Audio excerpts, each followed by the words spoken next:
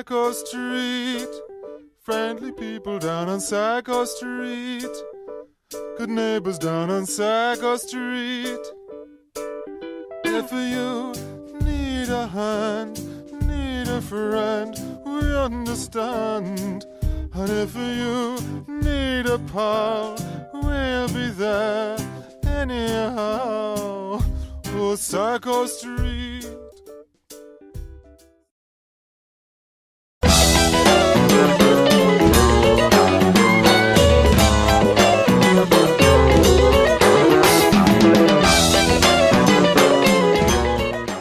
Authoritarian culture and slavery saturates all parts of society. Even lower classes begin to seek their own authoritarian privileges regarding gender, age, workplace, hierarchy, or parental demographics, making abuse of those lower status often victims of abuse.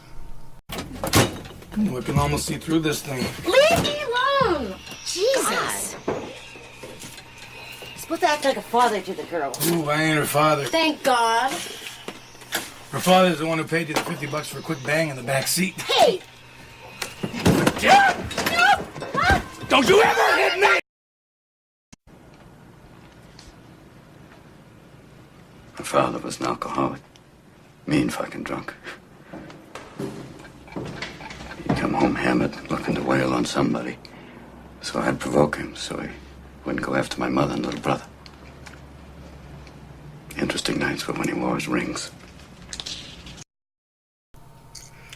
Truly democratic societies become vigilant against authoritarian abuse and strengthen the power of the group. In a majority rule, there will be a majority that won't get their way on all issues. There is a cost for a middle-class society. A small minority will lose some freedoms. It won't be the freedom to live a comfortable life, and will be almost exclusively the freedom to infringe on others' freedom by exploiting or defrauding them.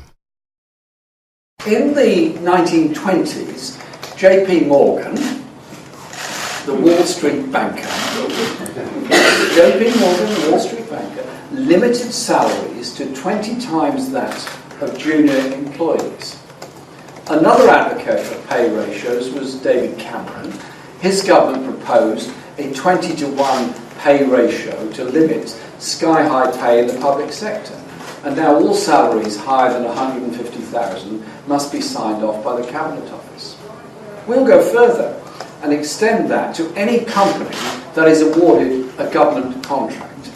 A 20-to-1 ratio means someone earning the living wage, just over $16,000 a year, would permit an executive to be earning nearly $350,000. It cannot be right that if companies are getting public money, that they can be creamed off by a few at the top. What we cannot accept is a society in which a few earn in 2 days and a bit what a nurse, a shop worker, a teacher does in a year. It simply cannot be right. This is not about limiting aspiration or penalising success. It's about recognising that success is a collective effort and rewards must be shared. Aside from a post-economic society, you have historically two choices. Widespread poverty with a small minority middle, upper class, and extremely wealthy. During the day, Hollywood Boulevard is full of tourists, but at night, thousands of young people are sleeping on the streets. In fact, one night of January 2015, over 2,700 young people were counted as living on the streets of LA. They all have names, they all have stories, and they all have goals much bigger than sleeping on the streets.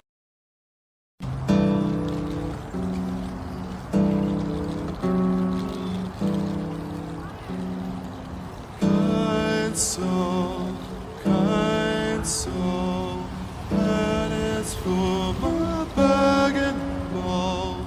London stones hard and cold when you're up in the morning early.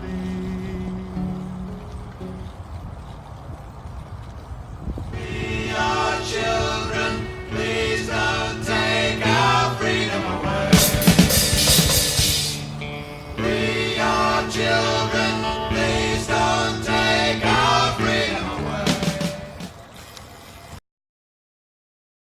You're never going to be homeless on the street. Exactly. You don't need a man to take care of you. And when you don't need a man to take care of you, you're with a man just because you want to be. And now you know why we're happy. Well, I think in Denmark, success is not so much about your social class or your financial situation. It's more about your values and how you get work life and family to balance that.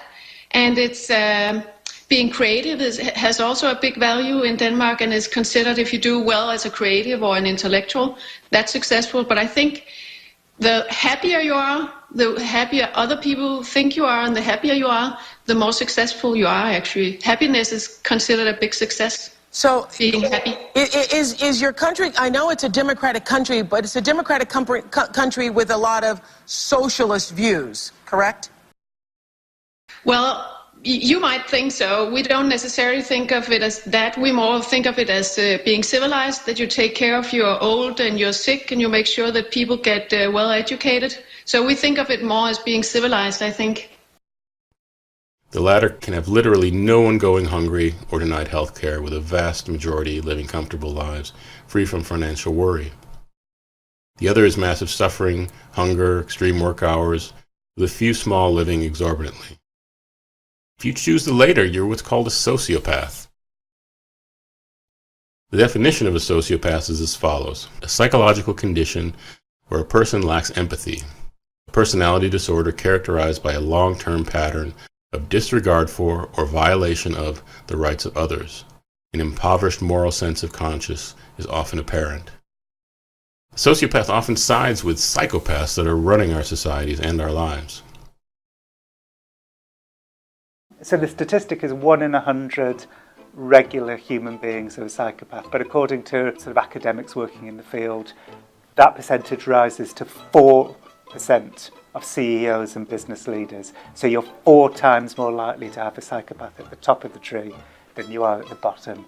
Why? Because many psychopathic traits are rewarded in business. Lack of empathy, grandiose sense of self-worth, lack of remorse, shallow affect, which is an inability to experience a range of emotions, cunning manipulative, that's another item on the checklist, impulsivity, irresponsibility, promiscuous sexual behaviour.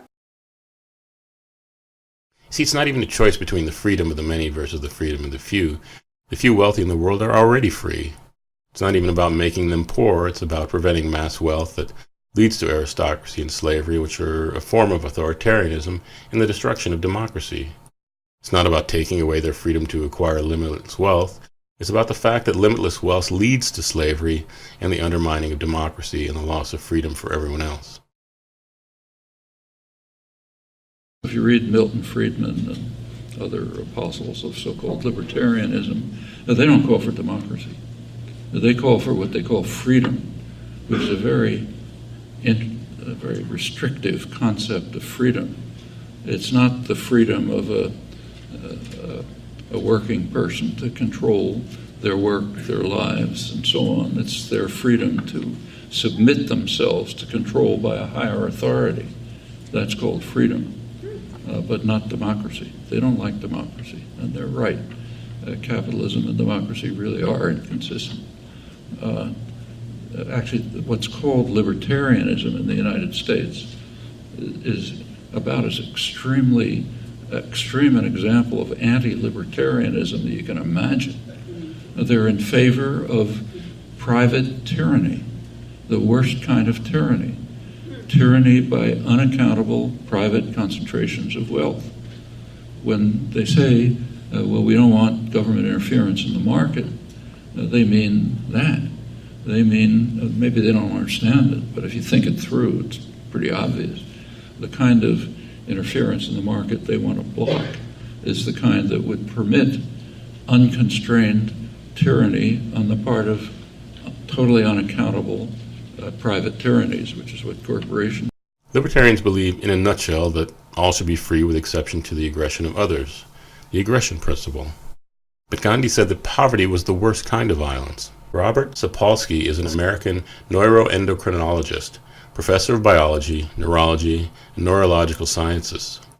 He set out to study stress hormones by comparing animals to humans. His findings showed that stress due to hierarchy could play a larger role in our health than diet and exercise. He showed that hierarchical societies create top-down abuse of others, and especially a culture that abuses females and children. So if you really want equality of the sexes, if you want to eliminate a culture of abuse of women and children, this is maybe where you should start. So you get some big male who loses a fight and chases a subadult who bites an adult female, who slaps a juvenile, who knocks an infant out of a tree, all in 15 seconds. So insofar as a huge component of stress is lack of control, lack of predictability, you're sitting there and you're just watching the zebra, and somebody else is having a bad day, and it's your rear end that's going to get slashed. So tremendously psychologically stressful for the folks further down on the hierarchy. One of Robert's early revelations was identifying the link between stress and hierarchy in baboons. Some baboon troops are over 100 strong. Like us, they have evolved large brains to navigate the complexities of large societies. Survival here requires a kind of baboon political savvy, with the most cunning and aggressive males gaining top rank and all the perks. Females for the choosing, all the food they can eat, and an endless retinue of willing groomers. Every male knows where he stands in society, who can torture him, whom he can torture, and who in turn the torturee can torture. Well, this sounds like a terrible thing to confess after 30 years, but I don't actually like baboons all that much. I mean, there's been individual guys over the years who I absolutely love, but they're these schemy, backstabbing, Machiavellian bastards. They're awful to each other. So they're great for my science. I mean, I'm not out here to commune with them. They're perfect for what I study. 22 years ago, at the age of 30, Sapolsky's landmark research earned him the MacArthur Foundation's Genius Fellowship. His early work, measuring stress hormones from extracted blood, led to two remarkable discoveries. A baboon's rank determined the level of stress hormone in his system. So if you're a dominant male, you can expect your stress hormones to be low. And if you're submissive, much higher. But there was an even more revealing find. In Sapolsky's sample, low rankers, the have-nots, had increased heart rates and higher blood pressure. This was the first time anyone had linked stress to the deteriorating health of a primate in the wild. Basically, if you're, a stressed, unhealthy baboon in a typical troop, high blood pressure, elevated levels of stress hormones, you have an immune system that doesn't work as well, your reproductive system is more vulnerable to being knocked out of whack, your brain chemistry is one that bears some similarity to what you see in clinically depressed humans, and all that stuff, those are not predictors of a hale and hearty old age.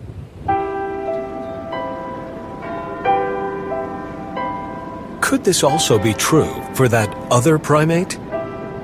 As Robert Sapolsky was monitoring stress in baboons, Professor Sir Michael Marmot was leading a study in Great Britain that tracked the health of more than 28,000 people over the course of 40 years. It was named for Whitehall, citadel of the British Civil Service, where every job is ranked in a precise hierarchy. The perfect laboratory to determine whether in humans there might be a link between rank and stress. Firstly, it showed that the lower you were in the hierarchy, the higher your risk of heart disease and other diseases. So people second from the top had higher risk than those at the top. People third from the top had higher risk than those second from the top. And it ran all the way from top to bottom. We're dealing with people in stable jobs with no industrial exposures. And yet, your position in the hierarchy intimately related to your risk of disease and length of life. Not the stuff that, if you're a low-ranking baboon, you smoke too much and you drink too much, and if you're a low-ranking British civil service guy, you never go to the doctor and you don't get preventative vaccines. Both of these studies rule out all those confounds, and they produce virtually identical findings. On both sides of the primate divide, there are soul-wrenching stories and life-threatening consequences. For every subordinate like Kevin living a life of baboon uncertainty, there is an alpha strutting his stuff, glorying in power over someone else, someone unsuspecting, someone low-ranking. When Shively looked at the arteries of a dominant monkey, one with little history of stress, its arteries were clean. But a subordinate monkey's arteries told a grim tale. A subordinate artery has lots more atherosclerosis built up inside it than a dominant artery is. Stress and the resulting flood of hormones had increased blood pressure, damaging artery walls, making them repositories for plaque. So now when you feel threatened, your arteries don't expand and your heart muscle doesn't get more blood, and that can lead to a heart attack. This is not an abstract concept. It's not something that maybe someday you should do something about. You need to attend to it today because it's affecting the way your body functions. And stress today will affect your health tomorrow and for years to come. The first troop he ever studied, the baboons he felt closest to and had written books about, suffered a calamity. It would have a profound effect on his research. The Kikarok troop is the one I started with 30 years ago. And they were your basic old baboon troop at the time, and which means males were aggressive and society was highly stratified and females took a lot of grief, and your basic off-the-rack baboon troop. And then by now, almost 20 years ago, something horrific and scientifically very interesting happened to that troop. The Kikarok troop took to foraging for food in the garbage dump of a popular tourist lodge. It was a fatal move. The trash included meat tainted with tuberculosis. The result was that nearly half the males in the troop died. But then he made a curious observation about who had died and who had survived. It wasn't random who died. In that troop, if you were aggressive and if you were not particularly socially connected, socially affiliative, you didn't spend your time grooming and hanging out, if you were that kind of male, you died. Every alpha male was gone. The Kikarok troop had been transformed. And what you were left with was twice as many females as males, and the males who were remaining were, just to use scientific jargon, they were good guys. They were not aggressive jerks. They were nice to the females. They were very socially affiliative. It completely transformed the atmosphere of the troop. When male baboons reach adolescence, they typically leave their home troop and roam, eventually finding a new troop. And when new adolescent males would join the troop, they'd come in just as jerky as any adolescent males elsewhere on this planet, and it would take them about 6 months to learn, we're not like that in this troop. We don't do stuff like that. We're not that aggressive. We spend more time grooming each other. Males are calmer with each other. You do not dump on a female if you're in a bad mood. And it takes these new guys about 6 months, and they assimilate this style, and you have baboon culture, and this particular troop has a culture of very low levels of aggression and high levels of social affiliation, and they're doing that 20 years later.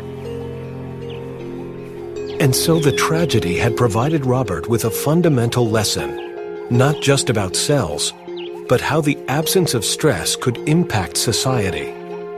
Did these guys have the same problems with high blood pressure? Nope.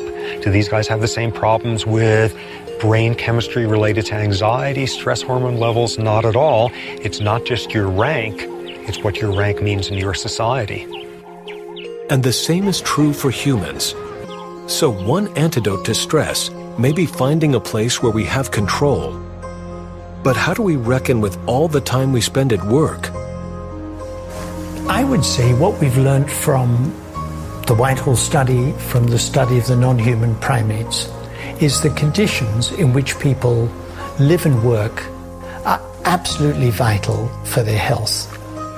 Senior civil servant Sarah Woodhall enjoys the benefits of control.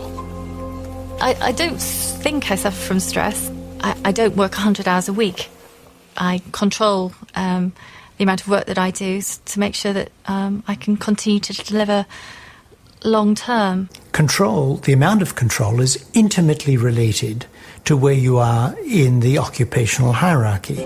And what we have found is, in general, where people report to us that things have got worse, that the amount of work stress has gone up, their illness rates go up.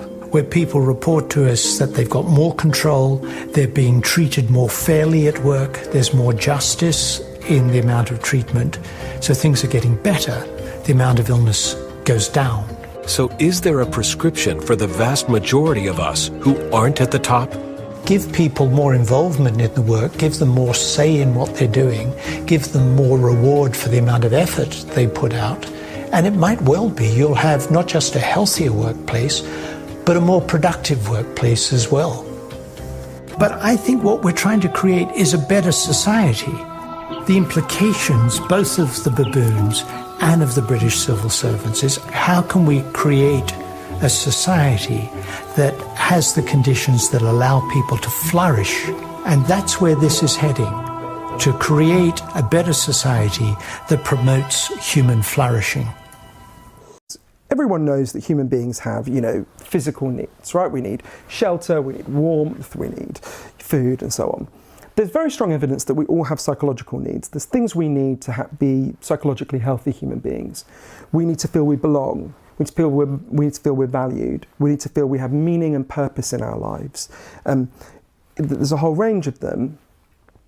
And there's very good evidence that our culture, which is very good at many things, is decreasingly good at meeting people's underlying psychological needs. And this is why we're showing this distress. 87% of people are dissatisfied with their work environment, and that they spend large periods of their life in that environment, and that it would be strange were that not to take a toll on their mental health. Can you just tell us a little more about the importance of meaningful work? The Gallup poll is actually even worse than you said. So it was the most detailed study that's ever been done of how people feel about their work. And what it found is 13% of people like their work, enjoy it, get energy from it, kind of our relationship to our work.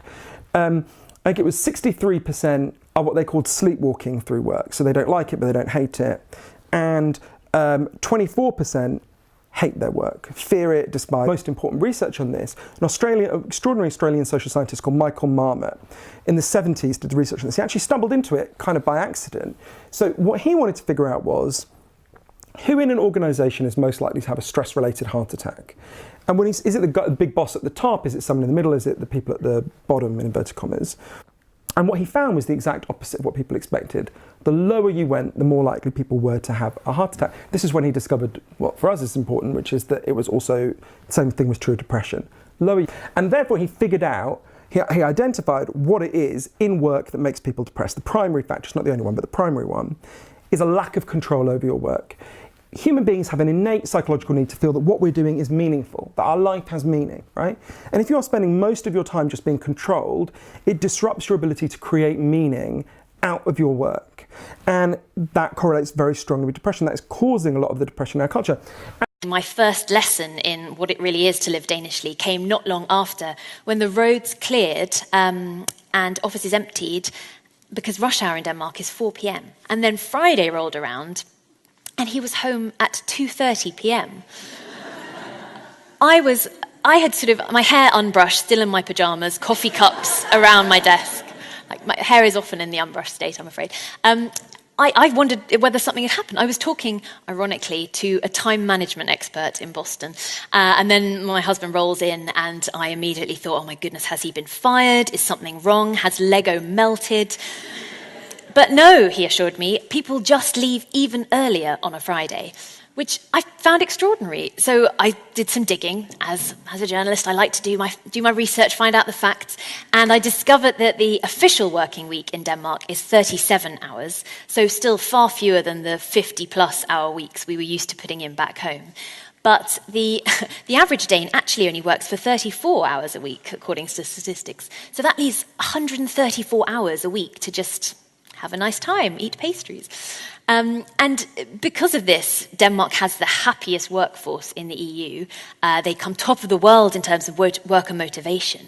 But this doesn't make Danes slackers. So the obvious, like the old capitalist argument is, well, if you're not going to work so hard, then the country's not going to be very productive. But actually, workers are more productive if you're in a positive state of mind, as I'm sure many of you know. And Denmark comes third in worker productivity in the whole of the EU. So there's something about this that's working, and I started digging into it a little bit more and speaking to everyone who would take the time to talk to the crazy Englishwoman and calling up experts, and people were very kind with their time and took pity on me, I think, moving to rural Denmark in winter. And I discovered a little bit more about the way Danes do things. So they have this amazing word that I apologize to any Danes or indeed Scandinavians in general in the audience, arbejdsglæde, which is from the Danish arbejde, which is to work, and glæde, which is happiness. And it literally means happiness at work, something that is essential for the good life, and this word doesn't exist outside of the Nordic languages, but everyone in Denmark knows about it. So because of this arbejdsglæde, everybody prioritizes happiness at work. They know this is something that's important, and they make sure that they're going to get it. And there's a very flat hierarchical structure, so it's totally okay to call out your boss or challenge a colleague, and there's a real consensus culture, so that by the time any decision is made, everyone's sort of bought into it and everyone feels that they're invested in a little bit. So this kind of relaxed atmosphere, these great working hours, are really contributing to Danes having a pretty good time at work.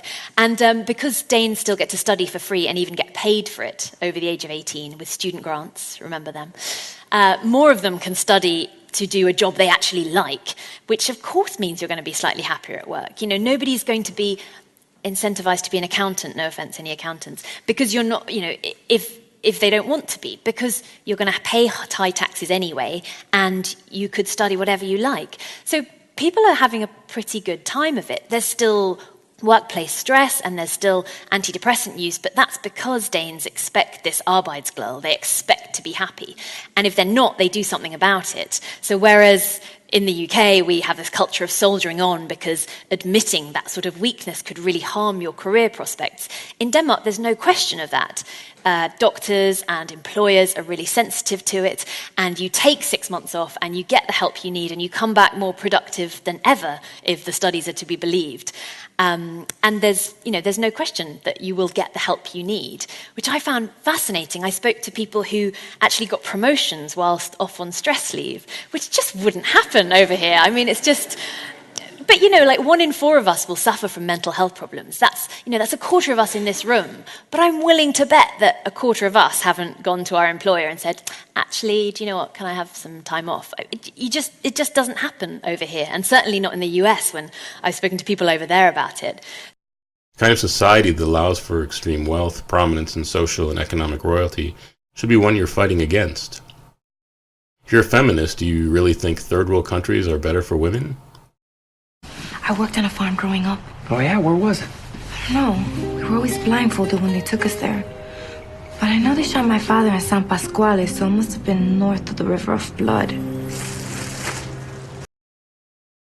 If you've aligned with anyone other than the socially democratic left, you are fighting to maintain said hierarchies. So don't call yourself a feminist and don't say me too.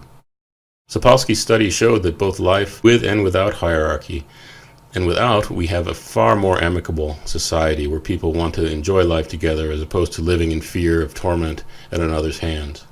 This is a social society as opposed to a society that allows for a small few to rule over others, to have authority over others, and taking away others' freedom. For decades after the New Deal, the government remained controlled by the party of FDR. It was corruption that turned the politicians into oligarchy supporting racketeers. Corruption in American politics is a lot like Hollywood and the media's sex abuse scandals. Everyone knows it's going on and no one talks about it. Those doing it do it with impunity because everyone else is doing it. No one speaks up because they're all trying to get famous and get money, so they'll either prostitute themselves or stay quiet about it. I've been a government official. So, this notion that somehow or another, someone who is a supporter, someone who's a donor, somebody who's an activist saying, I want access, I want to come into a room and I want to meet people, we often criminalize behavior that is normal, and I don't see what the smoke is. You don't see what the smoke is? You don't know what the problem... Everything is the problem. What you're describing is legalized, or sometimes even illegal, bribery. What do you mean you don't see what the smoke is? Here's some money, give me access, give me a position, give me an amendment on to a bill. That's the definition of a corrupt system. It's also the definition of an oligarchy, because people without a lot of money are not able to get the government to respond to them. You don't see what the problem is? Great move, DNC. After several of your higher-ups have just stepped down for corruption, you put in their place someone whose overarching principle, as she just said, seems to be corruption is... It's normal. Everyone does it.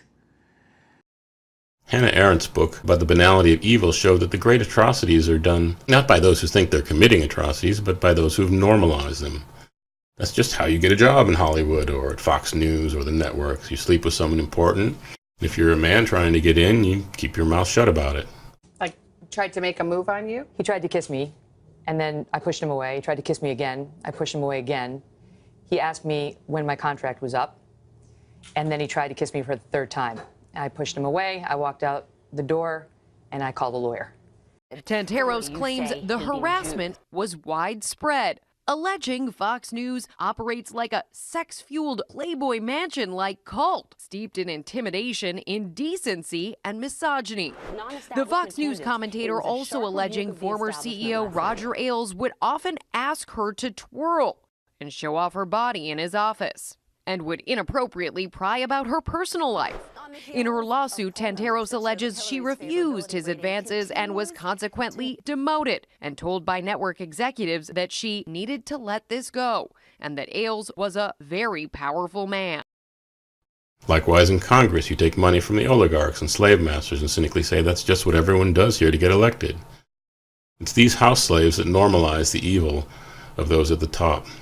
Instead of calling out the wrongdoing the moment they see it, they go along with it to keep their position provided by the wrongdoers. After years of selling out their morals for money, fame, and position, a system of corruption develops, and those in the system even begin to defend it and fight against those who oppose it. Even if you're not a sociopath and are against these types of behavior, your dissent means very little without action. Actions prove who someone is. Words just prove who they want to be. Those who aren't working to stop those taking away others' freedoms and enslaving them to enrich themselves are letting people harm your loved ones and take away their lives and replace it with suffering. We've been talking about the same problem for decades without betterment. In fact, matters get worse every year. The kind of society that we see outside of socially democratic countries is a hierarchy of largely socio and psychopaths, organized crime, and slave masters, completely out of touch with the suffering of the majority beneath them who exploit and enslave them. You then have the toadies or the shills, the house slaves that find a way of selling out their fellow citizens by working for the oligarchs, by either doing PR for them or merely remaining quiet with their behavior. Next are the suckers, those who are completely oblivious to the scam. Then there are those who are aware but do little but complain. And lastly, there are a small few who are actually aware and active in changing things by doing more than merely talking about the problems. Which one are you?